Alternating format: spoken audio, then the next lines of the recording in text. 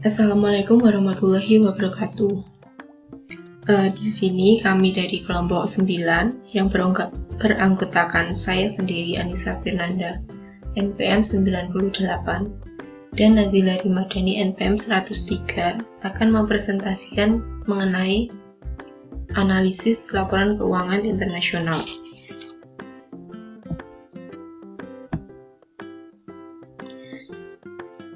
Tantangan dan peluang dalam analisis lintas negara. Jadi analisis keuangan lintas negara itu menggunakan banyak yurisdiksi atau hukum. Seorang analis bisa saja memiliki kesempatan untuk meneliti sebuah perusahaan di luar negara asalnya ataupun membandingkan dua perusahaan dari dua negara. Namun sayangnya negara-negara ini itu masih memiliki perbedaan dalam praktik akuntansi dan auditnya. Nah, ini nanti akan menimbulkan tantangan tersendiri bagi analis. Dan tantangan yang paling utama atau yang menonjol itu sulitnya dalam memperoleh informasi yang kredibel atau relevan, karena terdapat negara yang masih tidak terbuka dengan mengenai informasinya. Kemudian adanya kemajuan teknologi serta informasi dan pesatnya globalisasi. Ini tuh dapat memberikan peluang atau dorongan bagi perusahaan untuk memperbaiki praktik laporan keuangan eksternal mereka. Nah, perbaikan ini dapat dilakukan dengan cara harmonisasi. Jadi dengan harmonisasi ini nanti akan meningkatkan daya banding atau komparabilitas perusahaan dengan perusahaan lainnya.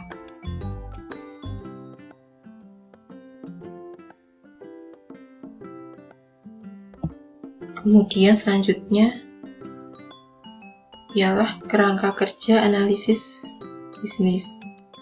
Jadi kerangka kerja analisis bisnis ini berguna untuk analisis bisnis dan valuasi dengan menggunakan data laporan keuangan perusahaan yang ada. Kerangka kerja ini terdiri dari 4 langkah, yaitu ada analisis strategi bisnis, kemudian analisis akuntansi, analisis keuangan, dan yang terakhir yaitu analisis prospektif. Untuk derajat pentingnya masing-masing tahap ini itu tergantung pada tujuan dari analisis itu sendiri. Kemudian kerangka ini juga dapat diterapkan dalam banyak situasi keputusan. Contohnya dalam analisis surat berharga, terus ada analisis kredit atau analisis merger dan akuisisi.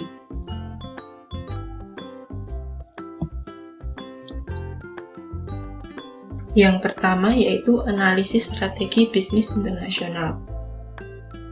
Analisis strategi bisnis internasional ini itu memberikan sebuah pemahaman kualitatif mengenai sebuah perusahaan dan pesaingnya dalam iklim ekonomi.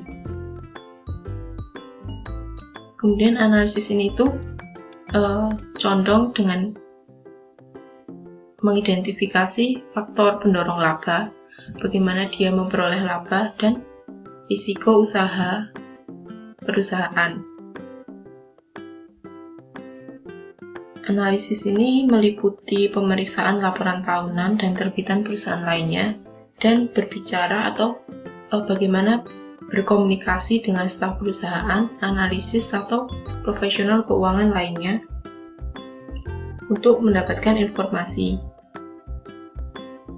Nah, masalah utama atau tantangan utama dalam analisis strategi bisnis ini yaitu ketersediaan informasi.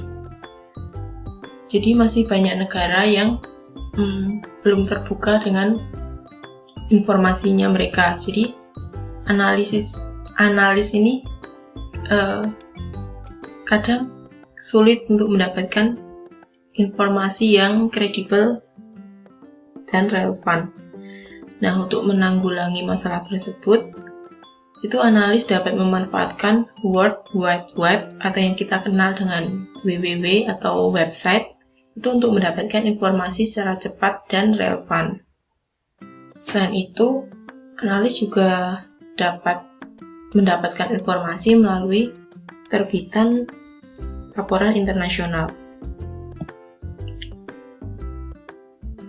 Yang selanjutnya yaitu analisis akuntansi.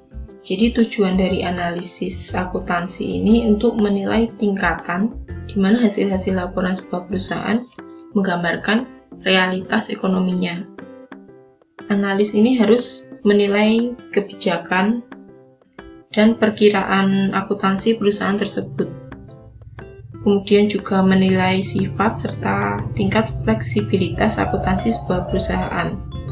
Karena fleksibilitas dalam laporan keuangan itu penting dan juga memungkinkan para manajer untuk menggunakan pengukuran akuntansi yang sangat menggambarkan keadaan operasional dari perusahaan itu sendiri. Nah, untuk mengevaluasi kualitas akuntansi itu terdapat beberapa proses. Yang pertama yaitu mengidentifikasi kebijakan akuntansi yang utama. Kemudian kedua, menilai fleksibilitas akuntansi. Yang ketiga, mengevaluasi strategi akuntansi yang digunakan. Kemudian yang keempat, mengevaluasi kualitas pengungkapannya. Yang kelima, mengidentifikasi potensi tanda bahaya yang sekiranya muncul. Kemudian yang terakhir yaitu menyesuaikan penyimpangan-penyimpangan akuntansi yang terjadi.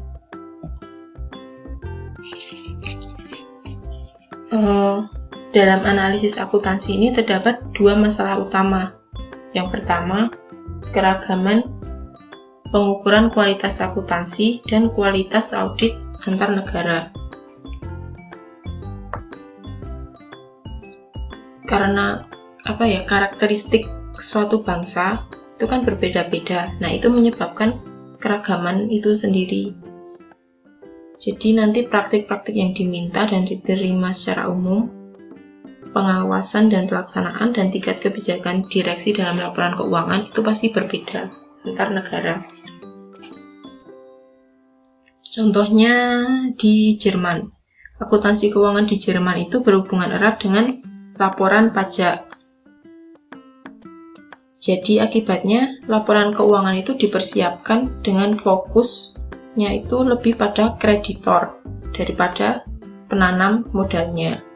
Kemudian juga laporan keuangan di Cina itu memiliki perbedaan yang cukup signifikan dari negara lain atau dari Amerika, itu mengenai pengukuran akuntansi, pengungkapan, dan kualitas auditnya. Kemudian yang selanjutnya itu kesulitan dalam memperoleh informasi yang diperlukan untuk analisis akuntansi. Jadi balik lagi, banyak negara itu yang masih belum terbuka dalam informasinya. Nah, saran bagi analis itu para analis harus sesering mungkin bertemu dengan manajemen untuk mengevaluasi insentif pelaporan keuangan dan kebijakan akuntansi mereka. Jadi kebijakan akuntansi di beberapa negara kan mungkin sama atau serupa dengan IAS atau praktik akuntansi yang umum. Tetapi kadang para manajer itu seringkali memiliki kebijakan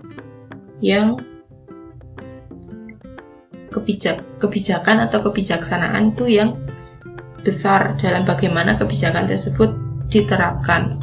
Jadi kita atau para analis itu harus sesering mungkin bertemu dengan manajemen untuk mendapatkan informasi. Selain itu juga dapat menggunakan teknologi komunikasi seperti World Wide Web untuk mendapatkan informasi yang cepat. Yang selanjutnya yaitu analisis keuangan internasional. Tujuan analisis keuangan internasional itu untuk mengevaluasi kinerja perusahaan pada masa kini dan masa lalu, dan untuk menilai apakah kinerjanya ini dapat dipertahankan atau tidak. Analisis keuangan internasional ini terdiri dari dua, yaitu analisis rasio dan analisis arus kas.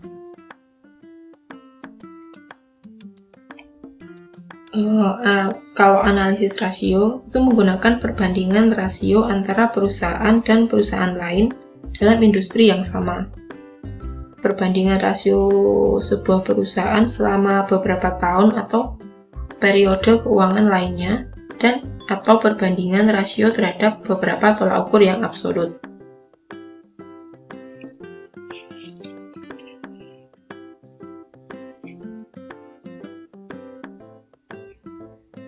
Dalam analisis rasio ini terdapat dua masalah utama yang harus dihadapi. Pertama itu perbedaan prinsip-prinsip akuntansi antar negara. Yang kedua perbedaan dalam budaya lokal dan ekonomi serta kondisi persaingan. Kemudian yang selanjutnya itu analisis arus kas.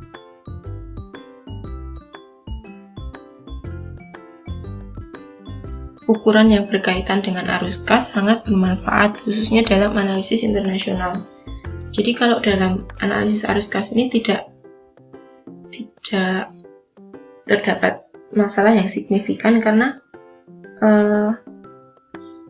analisis arus kas ini tidak terlalu dipengaruhi oleh perbedaan prinsip akuntansi bila dibandingkan dengan ukuran-ukuran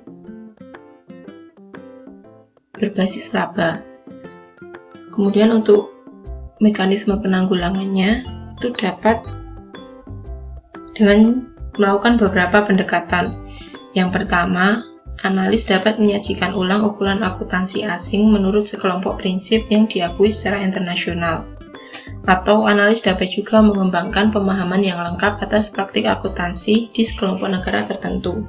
Contohnya itu Brown, Schäuble, dan Stickney. Mereka menggunakan uraian algoritma untuk meningkatkan perbandingan kinerja keuangan lintas negara. Kemudian ada analisis prospektif internasional. Analisis prospektif ini menggunakan dua langkah, yaitu perhitungan perkiraan dan valuasi. Kalau dalam perhitungan perkiraan, para analis membuat perkiraan yang jelas mengenai prospek sebuah perusahaan berdasarkan strategi bisnis, akuntansi, dan analisis keuangannya. Sedangkan kalau dalam valuasi, analis itu mengubah perkiraan kuantitatif menjadi perkiraan nilai sebuah perusahaan.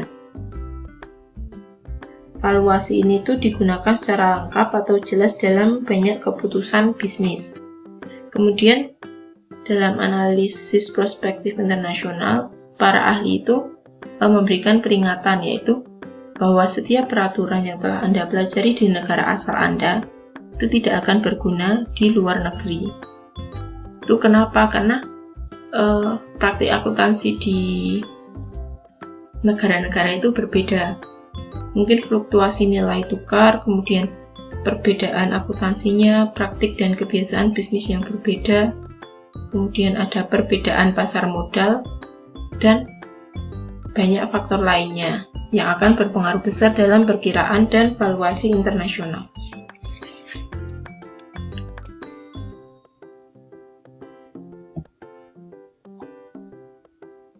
Keempat tahapan analisis bisnis itu bisa saja dipengaruhi oleh faktor-faktor lainnya, antara lain akses informasi, ketepatan waktu, batasan bahasa dan penggunaan istilah, masalah-masalah mata uang asing, dan perbedaan jenis dan format laporan keuangan. Untuk akses informasi, jadi balik lagi itu masih banyak negara yang belum terbuka informasinya. Jadi untuk mendapatkan informasi itu analis itu masih sering kesulitan. Dan untuk menanggulangi hal itu kita dapat menggunakan World Wide Web. Selain itu juga dapat menggunakan atau dapat mendapatkan informasi dari pengumuman pemerintah, organisasi penelitian ekonomi, organisasi internasional seperti PBB, kemudian juga organisasi akuntansi, audit, dan pasar sekuritas. Ini gambarnya contoh dari situs-situs web yang bisa didapatkan secara gratis untuk penelitian perusahaan. Selanjutnya akan dijelaskan teman saya, Nazila. Yang selanjutnya adalah mengenai ketepatan waktu dari sebuah informasi. Keterlambatan penerbitan laporan keuangan di setiap negara itu berbeda-beda. Nah, keterlambatan ini bisa diperkirakan dengan membandingkan akhir tahun pembukuan sebuah perusahaan dengan tanggal auditnya. Mengapa demikian? Karena tanggal laporan audit itu sering dianggap sebagai sebuah indikasi kapan informasi keuangan sebuah perusahaan tersedia untuk publik. Contohnya, keterlambatan penerbitan laporan keuangan pada negara Brazil, Korea Selatan, Amerika Serikat yang berkisar antara 30-60 hari. Ada Singapura, Portugal, Swiss antara 61-90 hari, dan bahkan ada yang lebih dari 120 hari, yaitu negara Pakistan.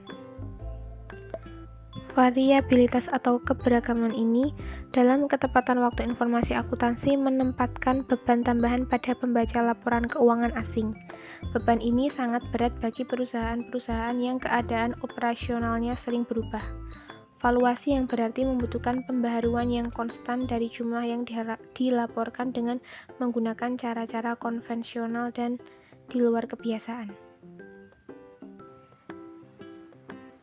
Kemudian ada pertimbangan mata uang asing. Akun yang dinyatakan dalam mata uang asing menghadapkan para analis keuangan dengan dua masalah, yaitu yang pertama, masalah kenyamanan pembaca, dan yang kedua, tentang isi informasinya. Sebagian besar perusahaan di dunia menyatakan akun keuangan mereka dalam mata uang di mana perusahaan mereka berjalan. Bagi para pembaca di Amerika Serikat yang terbiasa dengan mata uang dolar, analisis keuangan yang dinyatakan dalam euro mungkin akan membuat mereka kurang nyaman. Semisal, sebuah perusahaan di negara Spanyol menerbitkan sebuah laporan keuangan yang dengan menggunakan mata uang mereka. Nah, para pembaca di Amerika Serikat yang tidak terbiasa dengan mata uang selain dolar akan merasa kurang nyaman dan mungkin akan merasa bertanya-tanya tentang isi dari informasi ini. Nah, bagaimana cara mengatasi hal tersebut? Cara mengatasinya yaitu dengan mentranslasikan neraca mata uang asing ke mata uang domestik. Para pembaca yang memilih kerangka mata uang domestik ketika menganalisis akun mata uang asing dapat menerapkan sebuah translasi yang mudah dengan menggunakan nilai tukar akhir tahun. Nah, perlu diingat, walaupun laporan yang ditranslasikan memberi pembaca kenyamanan dalam memandang akun mata uang asing dengan sebuah mata uang yang tidak asing, laporan-laporan tersebut bisa jadi memberikan gambaran yang menyimpang.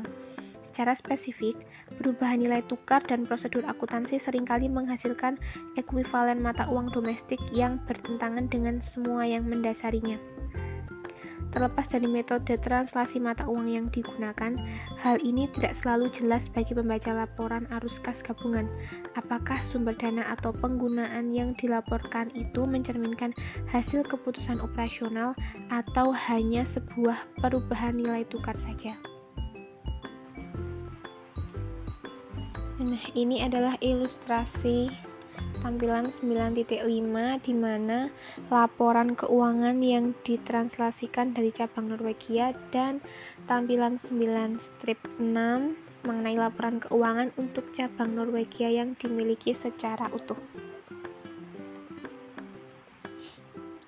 Anggaplah bahwa laporan yang ditranslasikan dan ditampilkan dalam tampilan 9-5 didasarkan pada neraca kron Norwegia yang ada dalam tampilan 9-6 dan bahwa informasi nilai tukar yang relevan sama dengan yang dituliskan. Sebuah perbandingan arus kas antara mata uang fungsional kron dan mata uang laporan dolar menghasilkan beberapa perbedaan mencolok. Walaupun laporan arus kas yang dihasilkan dari neraca dan laporan penghasilan yang ditranslasikan pada tampilan 9-5 menunjukkan bahwa utang jangka panjang sebagai sebuah sumber dana laporan kron pada tampilan 9-6 menyatakan bahwa ini bukanlah masalahnya. Demikian juga apa yang terlihat seperti investasi dalam aset tetap dari sudut pandang dolar berubah menjadi sebuah fenomena translasi murni. perbedaan selanjutnya adalah perbedaan format laporan. Nah, perbedaan format laporan ini ada 3. Yang pertama, perbedaan akun neraca sebuah perusahaan di suatu negara dalam menggunakan format akun neraca dengan aset-aset berada di sebelah kiri dan ekuitas berada di sebelah kanan. Dan perbedaan format laporan yang kedua adalah format neraca. Contohnya, berbeda dengan format neraca Amerika Serikat yang menampilkan aset-aset dalam susunan menurun dari likuiditas dan kewajiban dalam susunan naik dari kematangan. Di banyak negara, sebagian besar aset cair dan kewajiban jaga terpendek ditampilkan pada bagian bawah neraca. Dan yang ketiga ada perbedaan klasifikasi.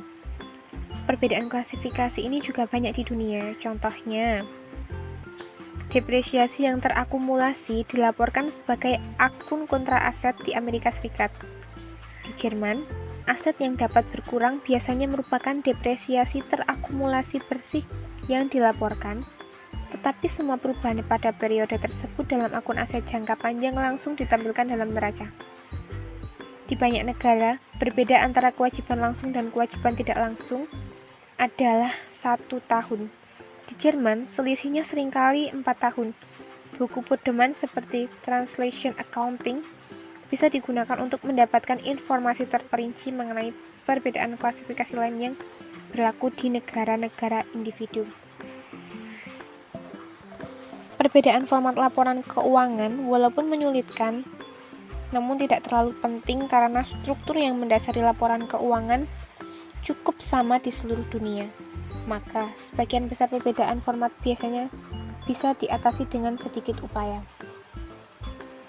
Selanjutnya ada batasan bahasa dan istilah. Yang pertama adalah perbedaan bahasa antar negara.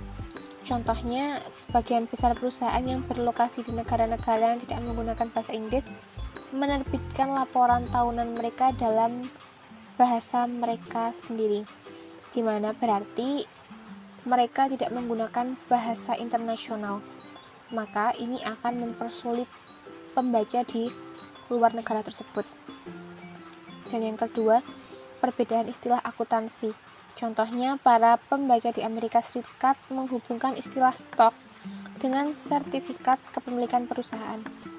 Sedangkan para pembaca di Inggris menghubungkan istilah stok dengan aset perusahaan dari barang-barang yang tidak terjual. Singkatnya, banyak masalah substansial yang dihadapi oleh pengguna laporan keuangan internasional. Mungkin masalah yang paling sulit berhubungan dengan mata uang asing dan ketersediaan serta kredibilitas informasi keuangan. Masalah-masalah yang berhubungan dengan mata uang asing mungkin akan memiliki pengaruh yang dapat menjalar ke akuntansi internasional pada beberapa waktu. Sebaliknya, masalah-masalah yang berhubungan dengan ketersediaan dan kredibilitas informasi berangsur-angsur menurun seiring banyaknya perusahaan, otoritas aturan, dan pasar bursa yang mengakui pentingnya meningkatkan akses penanaman modal kepada informasi yang tepat waktu dan dapat dipercaya. Selanjutnya, analisis dan audit laporan keuangan. Di sini kita akan membahas fungsi audit atau pembuktian dan peran yang dimainkannya dalam analisis laporan keuangan internasional. Nah, ada 3. Yang pertama ada fungsi pembuktian. Di sini proses ini menentukan dan mempertahankan integritas informasi keuangan. Nah, para auditor independen melakukan fungsi pembuktian dalam laporan keuangan. Sebagai ahli komponen dari luar, mereka meninjau informasi keuangan yang diberikan oleh direksi suatu perusahaan dan kemudian membuktikan reliabilitas, kewajaran, dan aspek-aspek kualitas lainnya.